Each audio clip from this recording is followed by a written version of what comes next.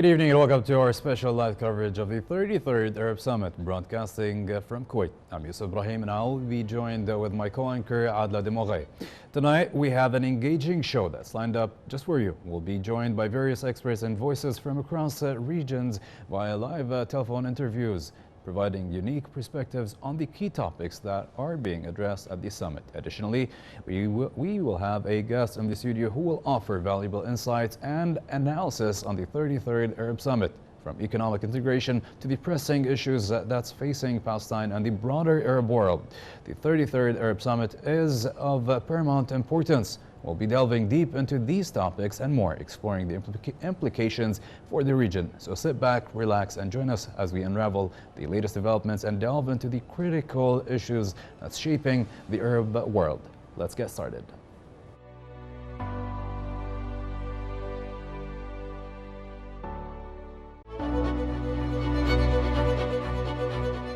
The participation of the representative of His Highness the Emir, Sheikh Mish'al Ahmed Al-Jaber Al-Sabah. May Allah protect and bless him. His Highness Sheikh Ahmed Abdullah Al-Ahmed Al-Sabah, the Prime Minister, and the 33rd Arab Summit due in the Kingdom of Bahrain, affirms the state of Kuwait's pivotal role in uniting the Arab efforts to address challenges and achieve peace, security, and stability for the Arab peoples.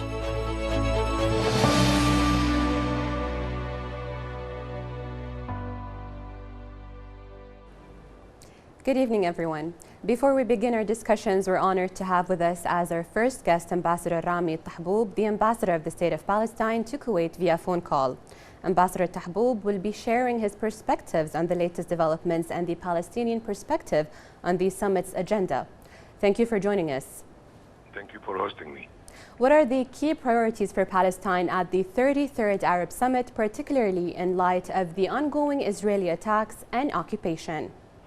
Well, I do believe that the outcome of the 33rd summit in Bahrain was a very important statement. The Bahrain Declaration was very strong, very important to the Palestinian in regard to the Palestinian cause, and I do believe that for the first time that calling on the international community and the UN Security Council to use the 7th chapter of the UN Charter in implementing or establishing the Palestinian state and accepting it as full member in the United Nations.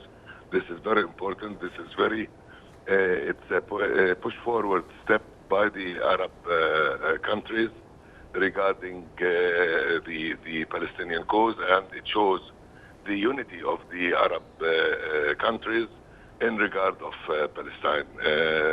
This is very positive, and inshallah things will get better in regard of the Palestinian cause. Hopefully. How do you assess the current regional dynamics and their impact on the Palestinian cause?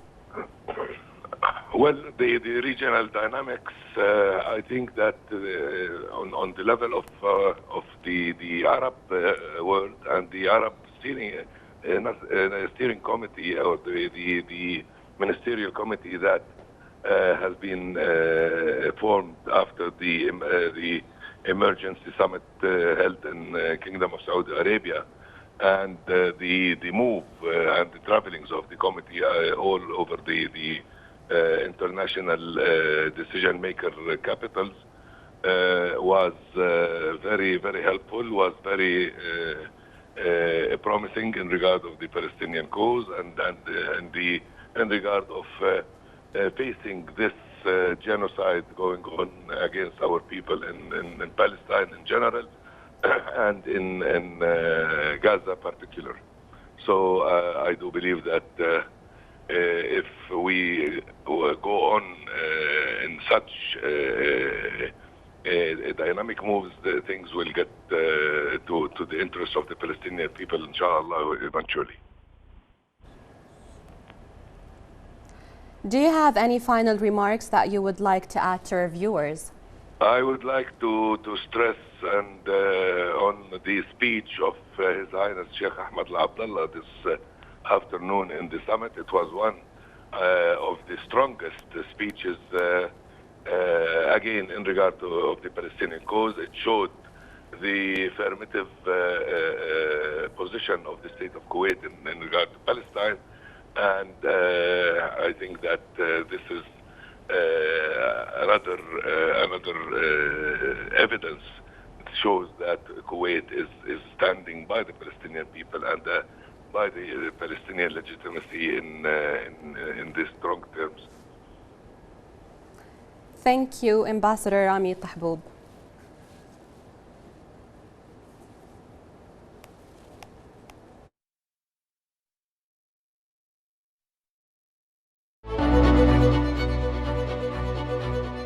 The participation of the representative of His Highness the Emir, Sheikh Mish'al Ahmed Al Sabah. May Allah protect and bless him. His Highness Sheikh Ahmed Abdullah Ahmed Sabah, the Prime Minister, in the 33rd Arab Summit due in the Kingdom of Bahrain, affirms the state of Kuwait's pivotal role in uniting the Arab efforts to address challenges and achieve peace, security, and stability for the Arab peoples.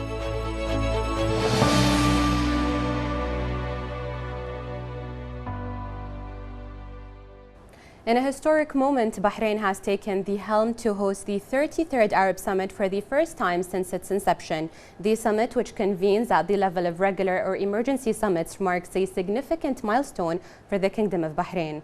Here's more in the next report. The 33rd Arab Summit kicked off in Manama, Bahrain, marking a significant moment as it convenes for the first time since its inception at the level of regular or emergency summits. The summit began with a preparatory meeting aimed at addressing critical regional issues, with a primary focus on economic integration and overcoming challenges facing the Arab world.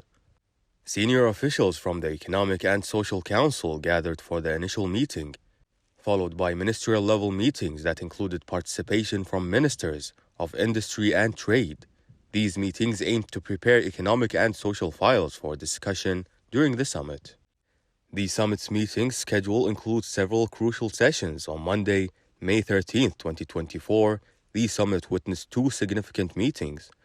The first focused on following up on the implementation of decisions and commitments at the level of permanent delegates.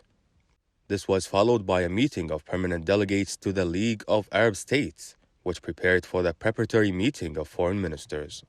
The Kingdom of Bahrain completed preparatory and logistical arrangements to host the summit, focusing on addressing the Palestinian issue and the ongoing Israeli aggression faced by Gaza Strip.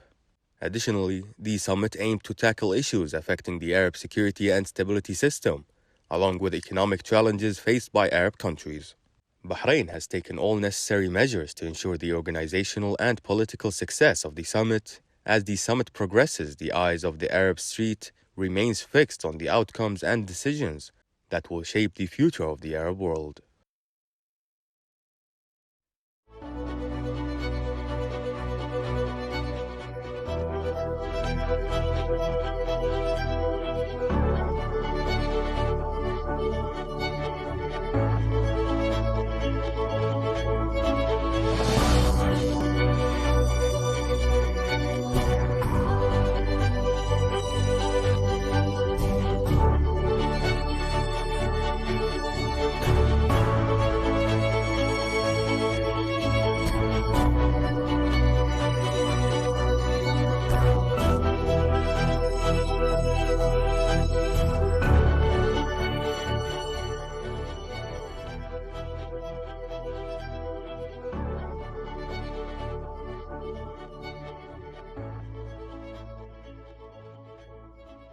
As we continue our coverage of the 33rd Arab Summit, now we are joined in the studio with Dr. Isam Al-Tawari. Dr. Isam, thank you for joining us here today. Thank you for having me. Dr. Isam, we have a few questions. We're going to start, first of all, the summit. Is it the first time to happen in Bahrain? It is indeed actually the first time that an Arab summit is being held in Bahrain. And to me, Bahrain is actually has a special place personally, because it's a place where I started my own career in banking. And so I'm very proud and very happy that Bahrain is hosting the first Arab summit in Bahrain. And this basically reflects the increasing importance of the Gulf region and Bahrain, as a matter of fact. And basically it also shows the shift in political weight of the Gulf within the Arab spectrum. So very happy to see the summit is taking place in Bahrain, and I'm sure that the key issues that have been discussed, mainly on the security and economic front, will have a great impact on the people in the Arab region. Before we get into the key issues that were discussed and the topics discussed on the agenda, why Bahrain? Why Bahrain? Basically, during the last Arab summit held in Jeddah, the King of Bahrain, His Highness King Hamad, has requested that Bahrain to host the summit. So his request was supported by the other Arab states, and the invitation was accepted to be held in Bahrain. And the other thing is that, as I mentioned, the developments in the region, whether on the economic side, on the political side, especially on our this side of geography, it makes it more important that Bahrain be heading the next year basically summit, because every country that hosts the summit will chair all the throughout the year all the sessions for the Arab summit later on. What are the key topics that was shared today? Well, there are a number of key topics. The main key topics. One basically is the conflict in Palestine and the genocide that's taking place in Gaza. A lot of effort is being put there to make an impact, stop the war, and basically create some kind of coalition to put pressure on the West and Israel to stop this genocide. This is number one. Plus, the conflict that's taking place in the lower part of Red Sea, Bab el-Mandeb, that's also hurting the flow of trade into the Arab world and into Europe. So that's another key issue, as well as basically looking at what are the key challenges that are facing the Arab countries in developing their intertrade, which is a very important aspect for its growth and prosperity. Dr. Isam, we know that the slogan was together towards a bright Arab future. Is that correct? Yeah. What specific economic initiatives or collaborations do you foresee emerging from this summit? Well, first of all, any economic sort of initiatives would be looking at the welfare of the people and increasing the standard of their living. So over the next 10 years, we are expecting to have about 100 million new job seekers in the Arab world. Okay, so we have to really look at how can we create jobs for the next 10 years. Secondly, we have to look at empowerment of women, because they form a big part majority of the population. Absolutely, and basically having them taking leadership positions and being more inclusive and basically taking part in the economic activity will enhance the economic growth in the region. Thirdly, and most importantly, we're seeing a huge technological sort of development that's taking place. So our region, the gap between our region and the rest of the world is increasing, and this is very concerning. And therefore, we have to look at how to basically bridge this gap, especially when we see, like I'll give you an example, on the finance sector. Digital banking is coming in a big way. This means two things. One, it helps banks to reduce the cost of transaction, and also it means increasing the reach to reach customers. So the unbankable segments of communities that cannot be reached, now through digital banking you can bring them on board. And having that, would make things much easier for them to start new jobs, small businesses, and basically be able to support themselves.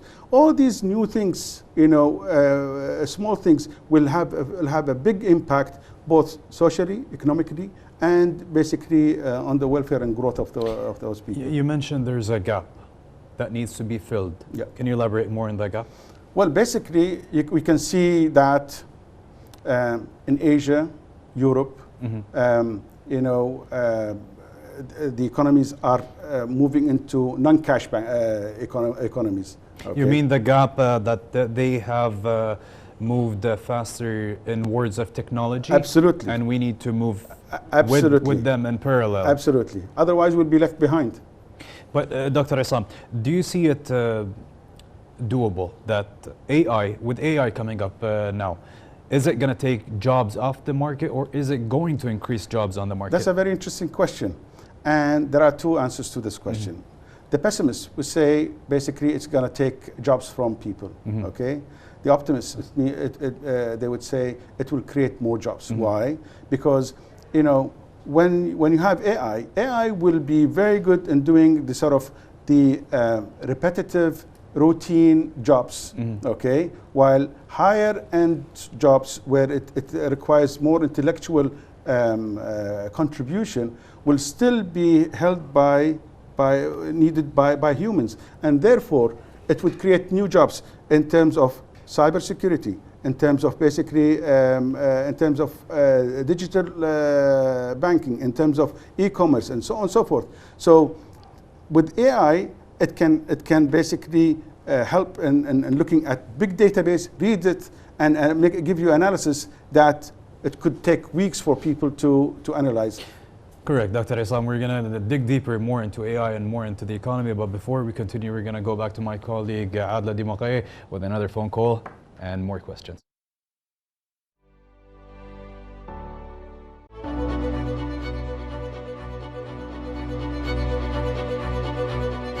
The participation of the representative of His Highness the Emir, Sheikh Mish'al al-Ahmed al-Jabir al-Subah. May Allah protect and bless him.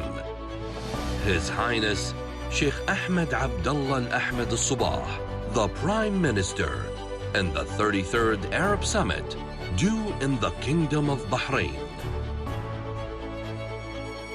affirms the state of Kuwait's pivotal role in uniting the Arab efforts to address challenges and achieve peace, security, and stability for the Arab peoples.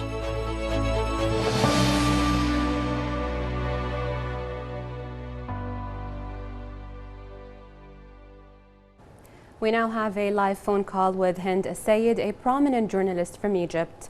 Hind will be sharing her perspectives on the 33rd Arab Summit and the implications of its outcomes on the region. Hind, welcome to the show and thank you for joining us. Thank you. What aspect of the 33rd Arab Summit do you believe deserves more media attention and why? The Arab Summit in Bahrain took place in exceptional circumstances where we are facing unprecedented bloody Israeli aggression since 1948 against the Palestinian people in Gaza for 8 months now.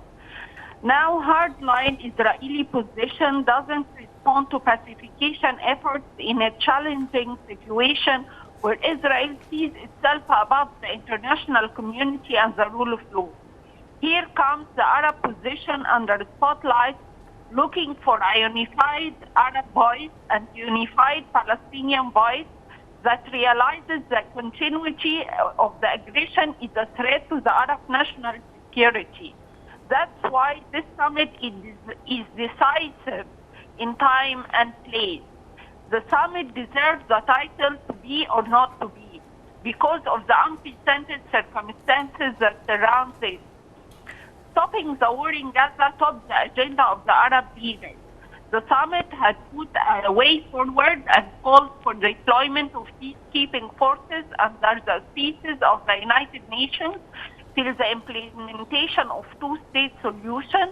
It also went far in determining the day two scenario after the war by calling for uniting all Palestinian factions under the umbrella of the Palestinian Liberation Organization, which it affirmed as the only and legitimate representative of the Palestinian people.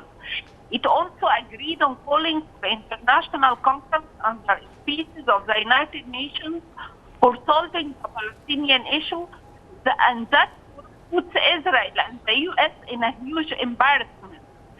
The summit offered constructive solutions. However, ceasefire in Gaza remains step number one. What significant contribution do you expect Egypt to make during the summit, considering its focus on economic integration and regional challenges? President al-Sisi, in relation to regional challenges, President al-Sisi has called for either chaos or peace. Israel has to choose between chaos and peace. Egypt has taken escalating measures against Israel by joining the South Africa and its lawsuit against Israel before the International Court of Justice. In addition to what an Israeli military source has revealed about Egyptian halt of military talks between the two sides. Egypt has in fact many cards to play in regard to deterring Israel, not to mention threatening with freezing the 45-year peace treaty between the two sides. Egypt is looking into reducing diplomatic relations with Israel. Egypt is also a leading force in the Arab region, and the Arabs stand by its side and will lead the Arab forefront in the current confrontation with Israel. And that was clear in the decision taken by the Arab Summit, and the same goes with the situation in other regional challenges. Concerning the economic integration, Egypt plays vital role in activating Arab Summit decisions in the field of regional economic integration to attract Arab investment and increasing trade exchange between Egypt and Arab countries, also benefiting from Arab trade treaties and activating it. In fact, Egypt eyes mobilizing Arab efforts and capabilities to achieve regional integration according to a realistic basis and supporting the Arab will, in addition to exploring cooperation between private sector and Arab governments. Ms. Hind, finally, how do you anticipate social media platforms influencing the coverage and public opinion of the 33rd Arab Summit? In fact, social media has influenced the way we absorb and communicate information and the news. Traditional media is no longer a one-way avenue for communication. Now, the public through social media can participate in the conversation and influence the news. In fact, the Arab population through social media have achieved active mobilization against Israel and its allies by launching a wide operation of boycott to companies and countries supporting the aggression in Gaza. It played a role in revealing the atrocities committed in Gaza and in unifying the Arab public opinion behind calls to hold Israeli officials responsible for their crimes and issuing international arrest warrants against them. The social media has played a role in mobilizing world governments in the UN General Assembly to give Palestinian states equal rights in a challenge to the U.S. veto in the Security Council. We can see the effect of the public opinion through social media in mobilizing students in American universities, demonstrating and causing a lot of disturbance in the United States of America campuses in support of the Palestinian issue and the Palestinian people. Thank you, Hind Sayed, for joining us tonight. And here's our report. The 33rd Arab Summit commenced in the Bahraini capital, Manama, with various meetings aimed at addressing critical regional issues, focusing primarily on economic integration and overcoming challenges facing the Arab world. More details in the next report. In a historic moment, Bahrain has taken the helm to host the 33rd Arab Summit for the first time since its inception. The summit, which convenes at the level of regular or emergency summits, marks a significant milestone for the Kingdom of Bahrain. The summit commenced in the Bahraini capital Manama with preparatory meetings aimed at addressing crucial regional issues, focusing primarily on economic integration and overcoming challenges facing the Arab world. Senior officials from the Economic and Social Council gathered for initial discussions, followed by a ministerial-level meeting that included participation from ministers of industry and trade. These preparatory meetings aim to set the stage for substantive discussions during the summit. The hosting of the 33rd Arab Summit in Bahrain underscores the kingdom's growing role and influence in regional affairs. Bahrain's strategic location, coupled with its diplomatic prowess and commitment to Arab unity, makes it an ideal host for such a crucial gathering. This historic moment not only highlights Bahrain's standing on the regional stage, but also reflects the kingdom's dedication to addressing pressing issues facing the Arab world.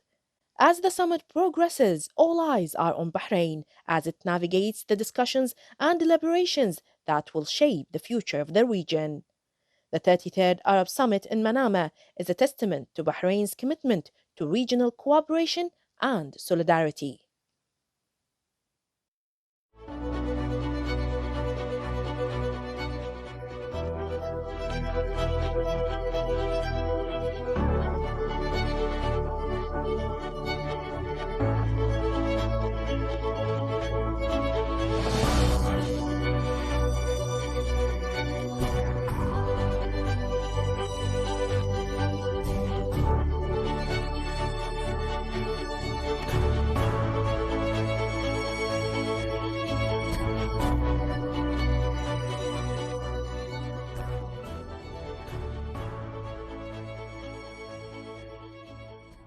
Welcome back, and now we're going to get back with more questions with Dr. Isam Al-Tawari, an economic expert. Dr. Isam, earlier we spoke about technology. Given the rapid changes in the global economy due to that evolving technology, what strategies do you believe the Arab countries should prioritize to ensure economic resilience and sustainability?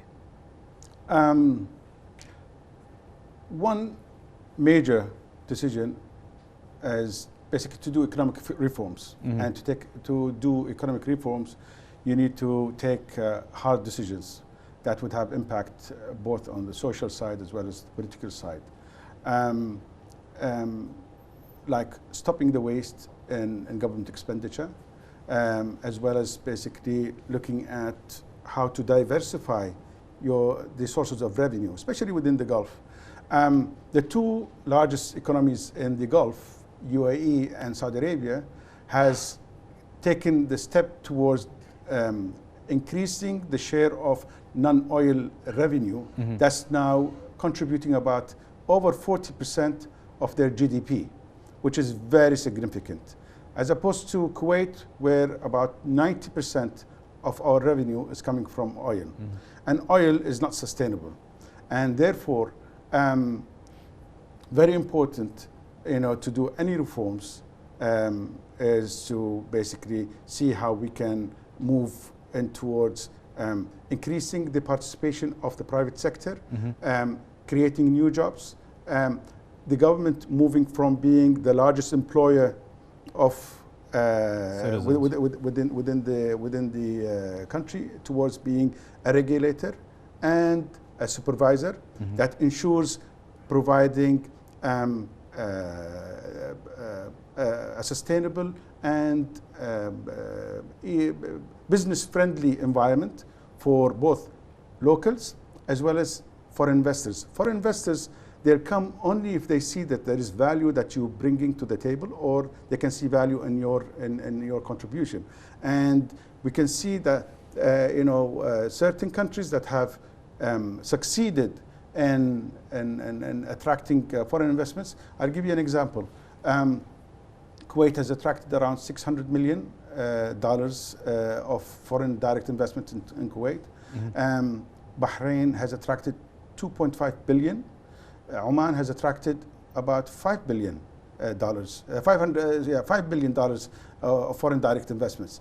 This just gives you a magnitude of where is the potential for Kuwait to move from 600 million towards up to the billion segment. And given that the Kuwait is the third largest economy in the Gulf, mm-hmm. so the two smaller sort of economies in the Gulf has been able to attract foreign investments, and therefore, if we bring foreign investments into the country, you will be ensuring that you have a transfer of technology, increasing the efficiency with job opportunities, and therefore, and foreign investors, when they come in, they want to also benefit themselves.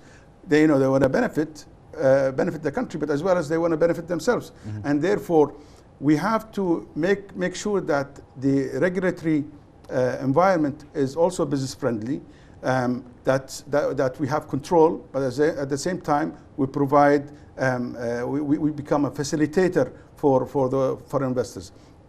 And therefore, it's very key that the private sector, both local mm-hmm. and international, play a bigger role. One of the things that was anticipated that from what's called the Silk City project is that it's going to be a trade-free zone mm-hmm. that will attract IT companies, logistics companies, and financial sector, financial services companies to set up business there, and which could deliver around 4 billion KD a year, which probably is about 20% mm-hmm. of our current GDP, roughly, a little bit less than that, and so that's significant. So to see those major projects taking place, will have an impact on our economy, on our job creation. And I always keep repeating job creation because that's key to our young population. In Kuwait, I think we have around over 50% of our population are under the age of 30, mm-hmm. I believe. And so these people, when they grow up, they finish school, they have needs, they need jobs, and basically they need to contribute. And if they don't find jobs, there'll be an idle resource, and which is not a good thing to have. Well, we can see that the wheel is actually moving forward, especially on foreign investors, especially since we have Google Cloud coming into Kuwait. Yep. And we have the smart cities. They are almost up and running within the next few years. And what else is there? Well, basically in Kuwait right now, we have Al-Zor water treatment project, Al-Zor power station, and there is the water treatment in Al-Himan, and we have Kuwait. These are examples of foreign investments in Kuwait. New projects, and they have actually created joint job opportunities. Joint venture. So look at, for example, in Kuwait, jobs that has created, the level of sophistication and professionalism that's being, we see with our young Kuwaitis that are taking sort of leadership positions in that company. Mm. It makes you feel proud about it. Correct. Dr. Isam, let's talk about the challenges that the economic and financial sectors are facing. Financial sector in Kuwait is the second largest after oil, and the financial sector is we are very proud of having a well-regulated financial sector. Today, actually, Moody's have announced the rating for Kuwait sovereign as A1 with stable outlook. In this quarter, May the 16th, correct? Yeah. So basically, which basically translates into the trust of the foreign investors in the Kuwaiti economy and its ability to meet its obligation, and that's very significant. The other thing is also the financial sector, because of the central bank's sort of close eye on its operation, enjoys very significant liquidity. It has made significant investments into IT and digital banking. So we see now a number of digital banking has been launched in Kuwait. They have already under review of 2 new digital banks licenses with the Central Bank of Kuwait. The banking sector in Kuwait is very, very solid. However, on the other side, the challenges that we're talking about is that on the investment side, okay, the investment side has been very active until the financial crisis 2008. Many companies faced difficulties and never recovered from them. However, today, with the passage of time, the market has basically revived itself with smaller, more professional sort of investment outfits. But I think we need to see more flexibility from CMA in terms of regulations to allow investment companies to basically launch new products, new investment funds into the market. That has been a little bit slow in the recent years. That's true, Dr. Isam, and we can all see that both the private and the public sectors are both moving towards a digital platforms and digitizing their, let's say, services.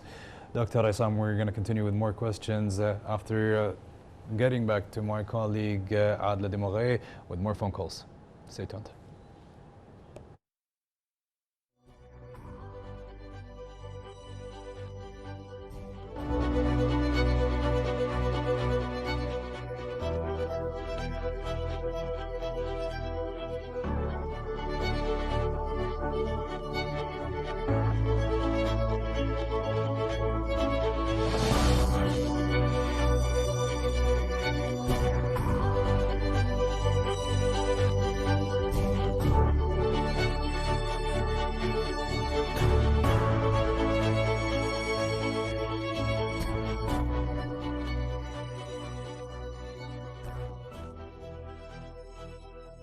Before we continue our discussion on the 33rd Arab Summit, we have another phone call.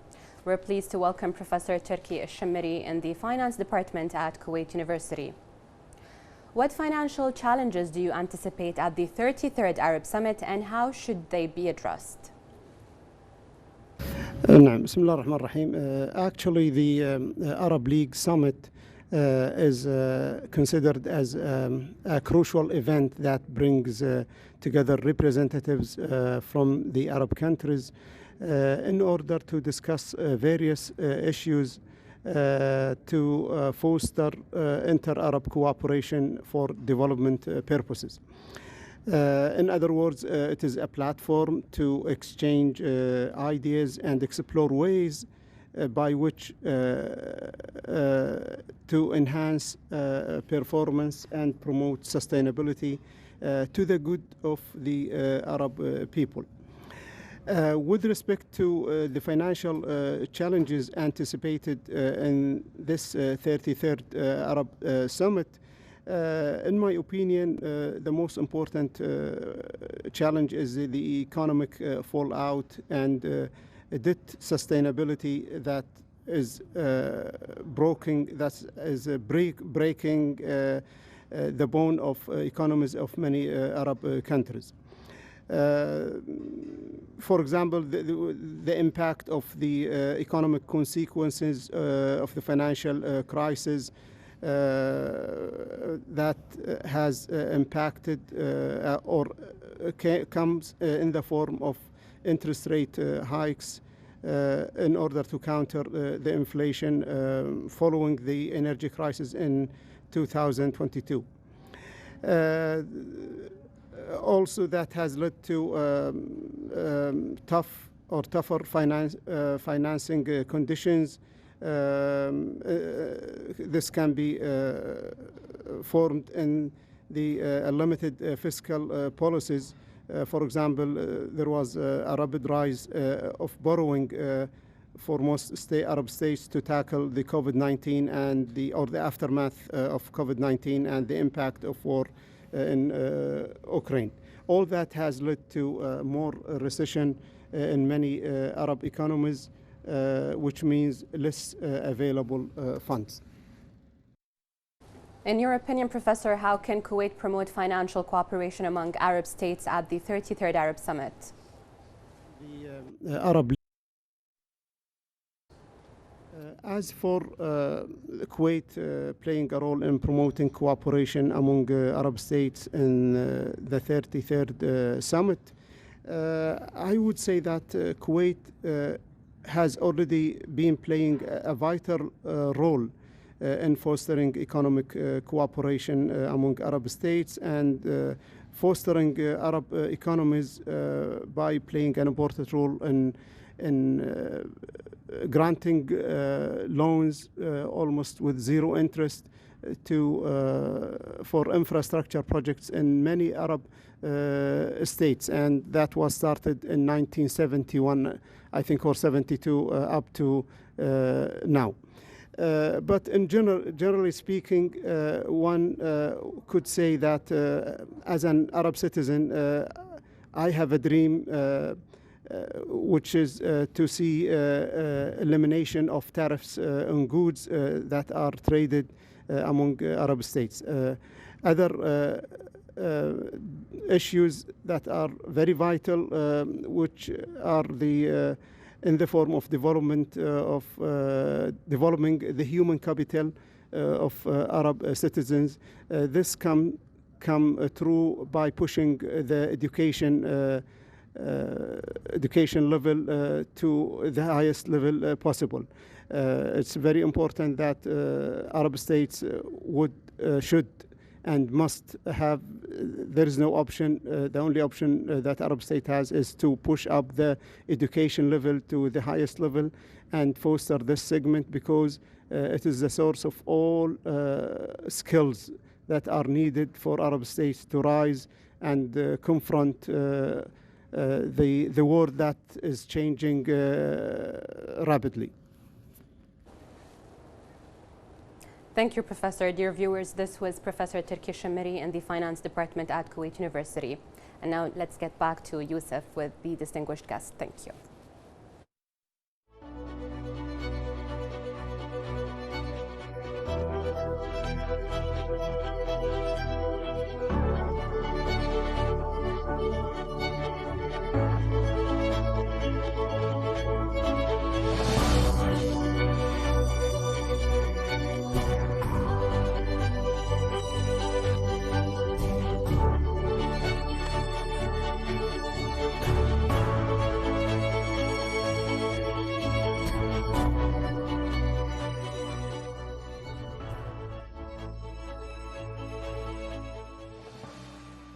And we're back with Dr. Islam. Dr. Islam, what role do you see private sector investment playing in advancing the economic agenda that's set forth at this summit? The private sector has always been a key catalyst in any development. And the summit, what's required from the leaders of the Arab countries is not only open up the economies, but also to facilitate the work environment for private sector to operate. Mm-hmm. I'll give you two good examples from Kuwait, for example. of private sector companies that have, public sector companies that have moved into the private sector, and how it grew and had an impact. One is the, for example, the mobile telecommunication company, where after it has been privatized, and then 2 other licenses being granted, we've seen the prices of mobile phones dropping significantly. The level of service has increased considerably, and basically the area of services that's been provided through mobile became part of our daily life. So imagine this was kept within a monopoly of one company that's going there. And doing just the regular sort of service providing of telephone calls. The other example is that public warehousing company that has grown to become a global company that started from Kuwait. So private sector, once it's given the chance, it will be able to make a significant contribution to its investors and to the economy itself. And therefore, what's required from the Arab countries is to look at certain sectors that can be liberated, that can be privatized, to give a chance to private sector take over, make it run it more efficiently and more effectively to give contribution to the local economies, and that's very important. Dr. Isam, before we conclude off here, is there anything you'd like to add about the 33rd Arab Summit? I think the summit coming at this important juncture of within the war in Gaza is very important to show solidarity amongst the Arab countries in support of stopping the genocide, looking at the key issues that deals with the local the population, of job creation, healthcare, education, and basically the welfare of the people. And so we really look forward to the end, sort of the final statement addressing these issues in a solid way. Dr. Isam, we are proud and we are pleased to have you here, and we are very honored to have a well-professional Kuwaiti mind, especially in the field of finance and economy. And thank you for joining us here today. Thank you very much. Really appreciate it. Ladies and gentlemen, as we come to the end of our special coverage of the 33rd Arab Summit, we would like to extend our gratitude to all our guests for their valuable insights and perspectives, from discussions on economic integration to the pressing issues that are facing Palestine and the broader Arab world. We've gained valuable insights into the significance of this summit. We would like to also thank Ambassador Rami Tahboub, Professor Turki Al-Shammari, Hind Al-Sayed, and Dr. Isam Al-Tawari for their contributions to our discussions. I'd like to also thank my colleague Adla Demoghe and the entire team from KTV2 who have joined on working on this live coverage. Thank you for joining us, and have a good night.